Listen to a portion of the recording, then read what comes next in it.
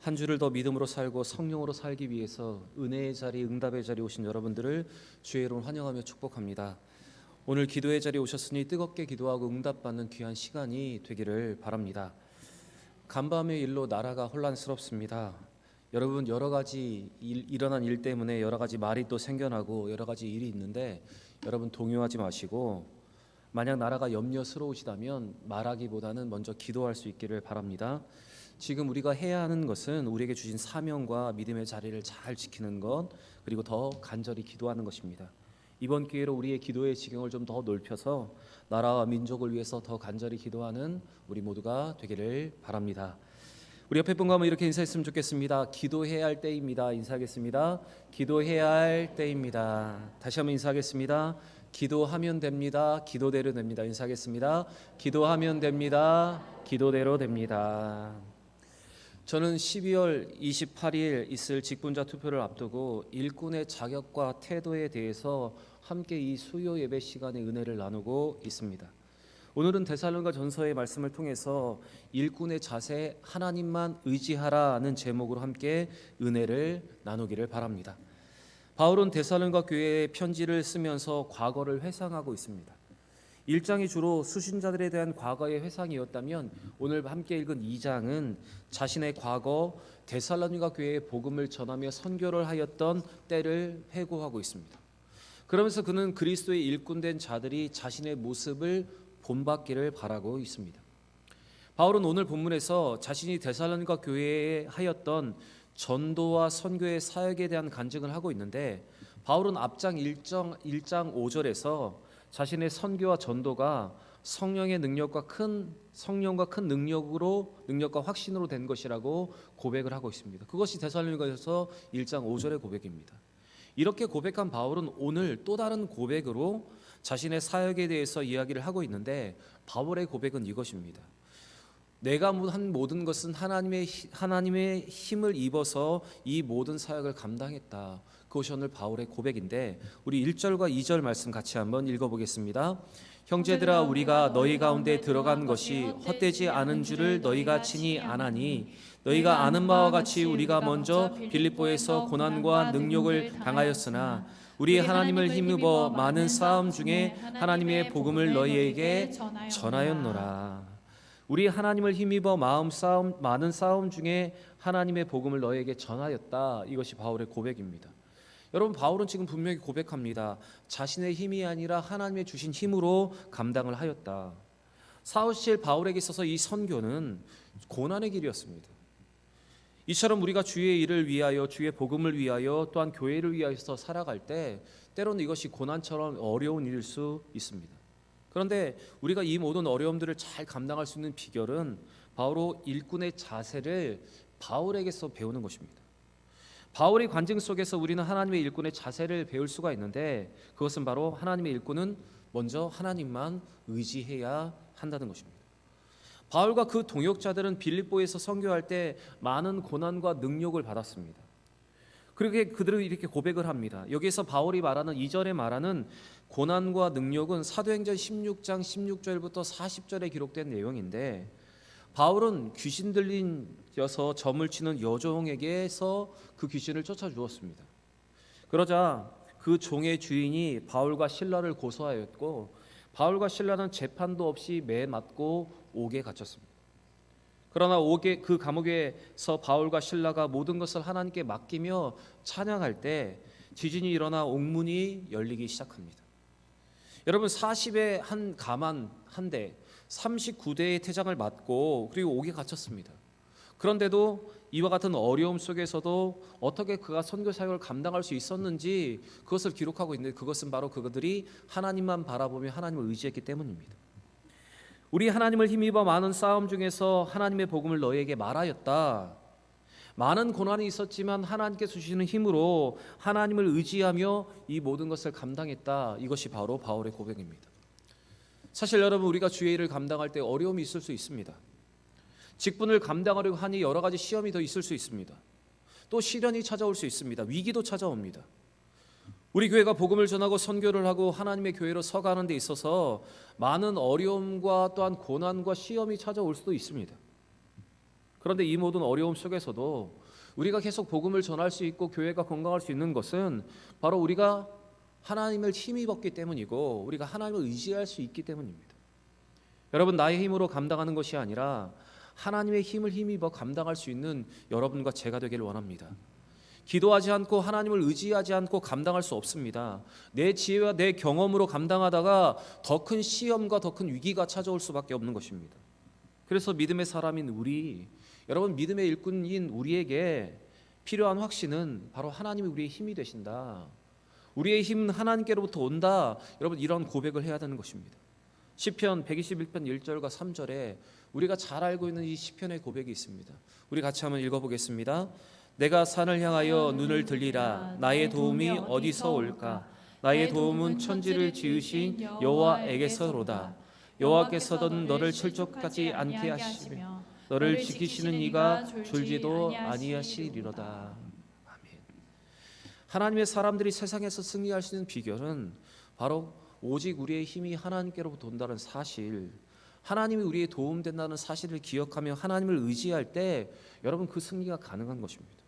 그렇게 주의 일꾼 되는 사람은 어떤 일을 할 때 나의 힘과 지혜로 하지 않고 하나님이 주시는 힘과 지혜로 할 뿐만 아니라 고난과 어려움을 당해도 하나님을 의지하며 하나님께 주실 그 힘을 기대하면서 여러분 다시 일어나야 하는 것입니다. 그렇게 여러분 내 판단과 내 생각으로 주의 일들을 감당하지 않으시고 하나님의 힘과 능력으로 잘 감당할 수 있는 믿음의 일꾼들 되시기를 바랍니다. 일꾼이 되기를 원하시는 분들은 이런 다짐으로 일꾼이 되시고, 또한 먼저 일꾼이 되신 분들은 내가 이렇게 하나님을 의지하면서 하나님 주시는 지혜와 힘으로 이 모든 것들을 감당하고 있는지를 돌아볼 수 있는 귀한 시간이 되기를 원합니다. 스가랴 4장 6절에 성경은 이렇게 기록합니다. 같이 한번 읽어보겠습니다. 인간의 힘으로 되지 아니하며 사람의 능력으로 되지 아니하고 하나님의 영으로 되느니라. 여러분, 사람의 힘으로 되지 않고 사람의 능력으로도 되지 않고 오직 하나님의 영으로 된다. 성경은 이렇게 말하고 있습니다. 또한 마태복음 19장 26절도 이렇게 기록하고 있습니다. 같이 읽겠습니다. 예수께서 그들을 보시며 이르시되 사람으로는 할 수 없으나 하나님으로서는 다 하실 수 있느니라. 여러분, 그렇기 때문에 우리가 내 힘으로 내 생각으로 무엇을 할 수 있다고 생각하는 것 자체가 여러분 착각입니다. 특별히 하나님의 사역과 그 일을 감당하는 믿음의 일꾼들은 하나님이 주시는 힘으로, 하나님이 주시는 도움으로 이 모든 것을 감당할 수 있다는 마음으로 여러분 하나님을 의지하면서 주의 귀한 일들을 잘 감당하는 여러분과 제가 되기를 바랍니다. 여러분, 교회 일은 효율과 능력으로 하는 것이 아니라 은혜로 하는 것입니다. 사람의 말과 지혜로 하는 것이 아니라 먼저 기도하면서 하는 것입니다. 여러분, 이 믿음의 원리대로 하나님 주시는 지혜를 의지하며 주의 길을 걷고 그렇게 사역하여 열매와 역사를 경험하는 우리 모든 성도들 되시길 바랍니다.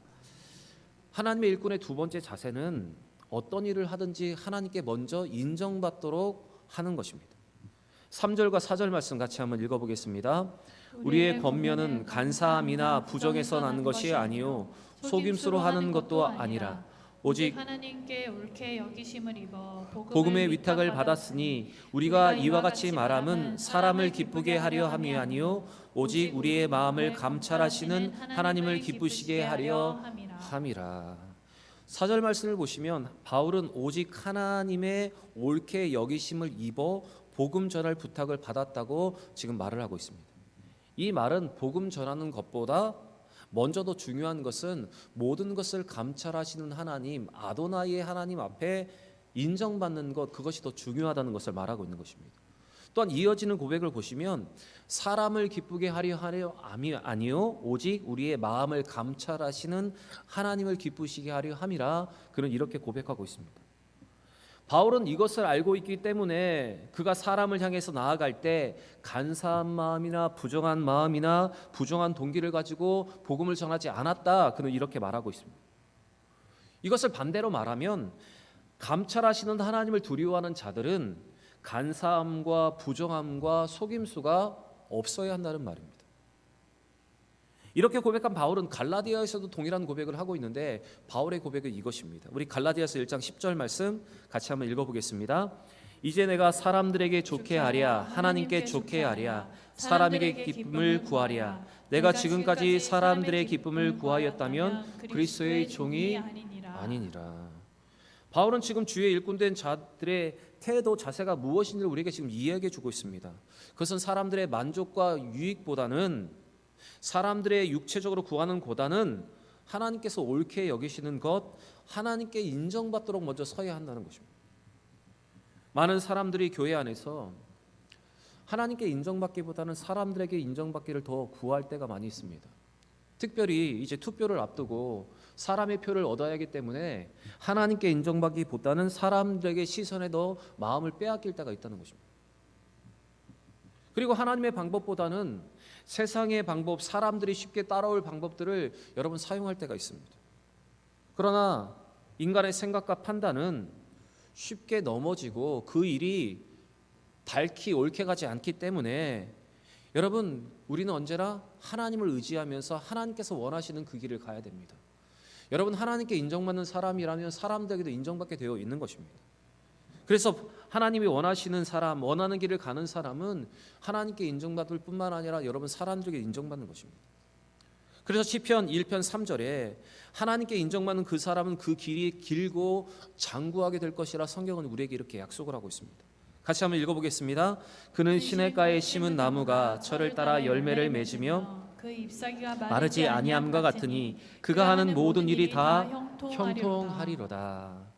여러분 눈앞에 있는 것을 바라보면서 사람의 눈을 의식하며 살아가고 주의 일을 하는 것이 아니라 하나님께 먼저 인정받을 수 있는 그 믿음의 길을 걷고 그렇게 살아가는 믿음의 일꾼들 되시기를 바랍니다. 하나님의 일꾼들은 하나님의 기쁘시게 하는 거룩한 열망에 차서 주의 일을 감당해야 합니다. 4절과 5절 말씀을 보시면 바울은 또 이렇게 고백을 합니다. 같이 한번 읽어보겠습니다. 오직 하나님께 옳게 여기심을 입어 복음을 위탁받았으니 우리가 이와 같이 말함은 사람을 기쁘게 하려 함이 아니요 오직 우리 마음을 감찰하시는 하나님을 기쁘시게 하려 함이라. 너희도 알거니와 우리가 아무 때에도 아첨하는 말이나 탐심의 탈을 쓰지 아니한 것을 하나님이 증언하시느니라. 하나님의 일꾼들은 하나님의 기쁨을 위해서 살아가는 사람들입니다.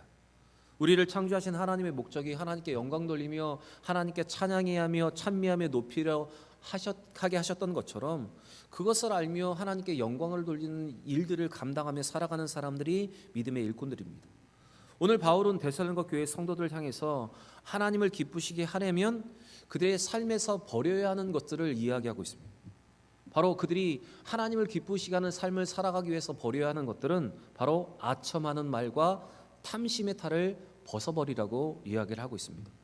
여러분 아첨과 탐심의 탈을 쓴다는 것은 자기의 마음을 숨기는 것입니다. 자기의 마음을 숨기고 다른 방법으로 다른 사람을 대하는 것을 말합니다. 그러나 여러분 사람은 속일 수 있지만 우리 하나님은 속일 수 없습니다. 저는 여러분이 이 자리에서 어떤 마음으로 말씀을 듣는지는 모르지만 하나님이 여러분의 마음을 감찰하시기 때문에 여러분이 어떤 마음으로 말씀을 듣는지는 하나님이 다 아시는 겁니다. 여러분 사람의 눈을 속일 수 있지만 하나님의 눈을 속일 수가 없습니다. 그래서 하나님은 이 4절의 기록대로 우리의 마음을 정확하게 감찰하시는 분이기 때문에 그렇습니다. 그래서 시편 139편 2절에 이렇게 기록하고 있습니다. 같이 한번 읽어보겠습니다. 주께서 내가 앉고 일어섬을 아시고 멀리서도 나의 생각을 밝히 아시오며. 여러분 하나님께서 우리의 앉고 일어섬을 아신다. 그리고 멀리서도 우리가 지금 어떤 생각을 하고 있는지 어떤 마음을 품고 있는지 여러분 다 아신다는 것입니다. 저는 여러분의 표정을 보고 여러분이 어떤 생각을 하는지 모릅니다. 그러나 우리 하나님은 여러분이 지금 어떤 생각을 하고 있는지 다 알고 계시다는 것, 여러분 그것을 우리가 기억해야 합니다. 여러분 우리는 순간순간마다 우리의 생각과 우리가 하는 말의 의도를 하나님께서 알고 계시다는 것을 기억하면서 여러분 언제나 하나님 앞에 우리가 코람데오로 하나님을 기쁘시게 하는 삶으로 여러분 살아가야 한다는 것입니다. 그래서 사람에게 보이려고 사람에게 인정받으려고 살아가는 것이 아니라 하나님 앞에 인정받을 수 있도록 여러분 그렇게 사역을 하는 것이 여러분 교회가 더 건강하게 가는 비결입니다. 사랑하는 여러분, 주의 일꾼의 태도 중에 하나가 바로 아첨과 탐심의 탈을 벗어버리는 것입니다. 여러분 하나님을 두려워하는 것 가운데 혹시 우리 가운데 이런 마음이 있고 이러한 생각이 있다면 이 모든 것을 벗어버리고 주의 일들을 잘 감당하는 여러분과 제가 되기를 바랍니다. 마지막으로 한 가지를 더 보실 텐데, 하나님의 일꾼에게 필요한 네 번째 자세는 일하면서 사람의 영광을 구하지 말라는 것입니다. 여러분, 무엇이라고 말하고 있습니까? 누구의 영광을 구하지 말라고요? 사람의 영광을 구하지 말라는 것입니다. 6절 말씀 같이 한번 읽어보겠습니다. 6절입니다. 또한 우리는 너희에게서든지 다른 이에게서든지 사람에게서는 영광을 구하지 아니하였노라. 바울은 말합니다. 너희에게서든지 누구에게서든지 사람의 영광을 구하지 아니하였다. 바울이 복음을 전하고 주의 일을 감당할 때 사람의 영광을 구하지 않았다. 그는 이렇게 고백을 합니다. 많은 사람들로부터 인정받기 위해서 아첨하거나 탐심의 쓰지 않고 사람들의 인기와 존경을 얻으려 하지 않았다. 그는 이렇게 말하는 것입니다. 또한 이 말은 사람의 영광을 구하지 아니하였다는 말은 하나님의 영광을 자기의 영광으로 취하지 아니하였다는 말과 동일합니다. 그리고 자기의 영광을 위하여 자기의 권리를 주장하지 않았다는 말과도 일맥상통합니다. 당시 철학자들이나 종교 지도자들은 사람을 향해 나아갈 때 자신의 영광을 구하며 자신의 권위를 앞세워서 일하는 것이 너무나 당연한 것이었습니다. 그러나 사도 바울과 그의 동역자들은 복음을 전하는 자들로서 자기의 권리를 주장하지 않았습니다. 그들은 이러한 겸손의 마음과 그들의 마음의 중심에 하나님이 있었기 때문에, 사람의 영광을 구하지 않고 하나님의 영광을 구했기 때문에 많은 사람들의 마음을 움직이게 한 것입니다. 요한복음 7장 8절에서 예수님께서는 우리에게 이렇게 말씀을 하셨습니다. 우리 같이 한번 읽어보겠습니다. 스스로 말하는 자는 자기의 영광만 구하되 보내시는 이의 영광을 구하는 자는 참되니 그 속에 불의가 없느니라. 스스로 말하는 자는 자기의 영광을 구한다. 그러나 보내시는 이의 영광을 구하는 자는 참되고 그 속에는 불의가 없다. 여러분, 하나님께서 찾으신 일꾼이 바로 이것입니다. 스스로 말하면서 자기의 영광을 구하는 자가 아니라 보내신 이의 영광, 예수 그리스도의 영광, 나는 죽고 예수를 많이 살겠다고 살아가는 믿음의 모습이, 여러분, 그러한 일꾼이 하나님 앞에 쓰임받는 일꾼이라는 것입니다. 여러분, 하나님 우리가 어떤 마음으로 주의 일을 감당하는지, 지금 어떤 마음으로 주의 앞에 서 있는지를 잘 알고 계십니다. 나의 영광과 나의 존재감을 위해서 여러분 살아가는 것이 아니라, 나의 존재감에 조금이라도 흠이 오면 그것을 못 견디며 살아가는 것이 아니라 하나님을 위해서 사람의 영광을 구하지 않고 살아갈 수 있는 여러분과 제가 되기를 원합니다. 우리는 때때로 자기의 영광이 드러나기를 바랍니다. 교회는 자기의 영광이 구하는 자가 많을수록 더 시끄러워지고 더 곤란스러워집니다. 하나님이 하셨고 하나님이 나를 통해서 하셨다, 하나님만이 영광을 받으신다, 여러분 이렇게 말하면서 주의 일들을 잘 감당하는 여러분과 제가 되기를 바랍니다. 여러분, 우리는 믿음의 사람으로서 하나님 앞에 서야 합니다.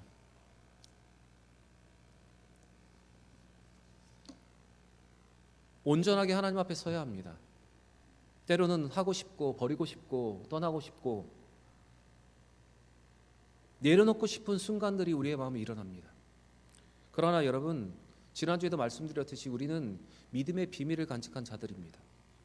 하나님이 나에게 이곳을 주셨고, 나에게 이 교회를 나를 이 교회에 보내주셨고, 나에게 직분을 맡기셨다면 여러분 그 직분에 여러분의 마음과 힘을 다하여서 여러분 충성되게 섬길 수 있기를 바라고, 그리고 정말로 하나님 앞에 온전히 헌신할 여러분 자세와 마음이 가진 분들이 여러분 주 앞에 일꾼으로 서시기를 바랍니다.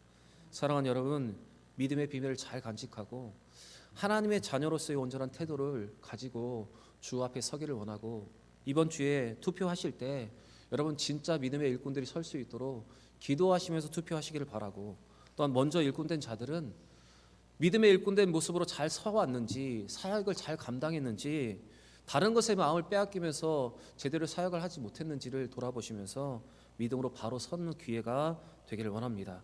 사랑하는 여러분, 주의 일꾼 되는 것 쉽지 않습니다.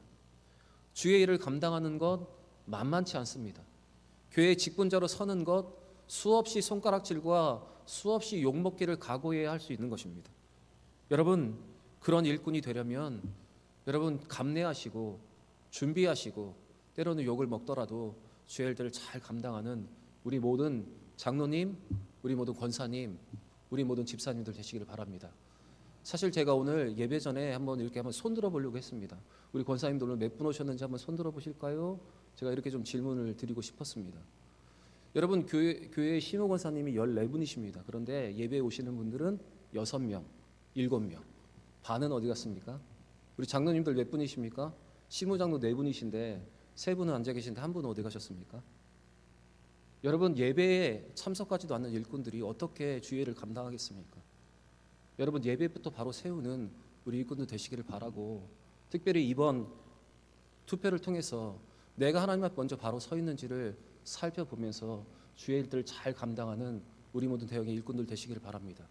저도 제 자신을 돌아보며 다시 하나님 앞에 겸비한 모습으로 설 테니 여러분들도 그런 모습으로 하나님 앞에 온전히 서는 귀한 시간 되시기를 주의 이름으로 간절히 축원합니다.